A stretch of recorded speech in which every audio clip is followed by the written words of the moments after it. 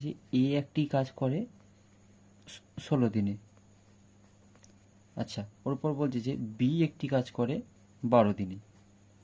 আচ্ছা, বলছে যে তারপর তারা সি এর সাহায্য নিয়ে কাজটি 4 দিনে করছে, অর্থাৎ এ প্লাস বি প্লাস সি করছে 4 দিন। তো আমি এটার এলসিএম করে নেবো টোটাল ওয়ার্কটা বার করার জন্য। তো আমাদের এদের এলসিএম করলে হবে 48।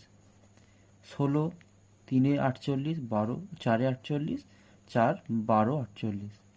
তো আমার এ প্লাস বি, এ আর বি হচ্ছে 4 আর 3 7, আর এখানে এ প্লাস বি প্লাস সি হচ্ছে 12।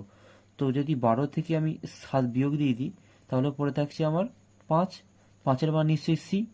তো আমি 5-এর মান পেয়ে গেলাম, সি এর মান পেয়ে গেলাম। এবার বলছে যে সি টোটাল কাজটা কদিনে করে। তো হচ্ছে 48/5। 48/5 করলে আমার হবে 9 × 3 = 5, যেটি আমাদের আছে অপশন।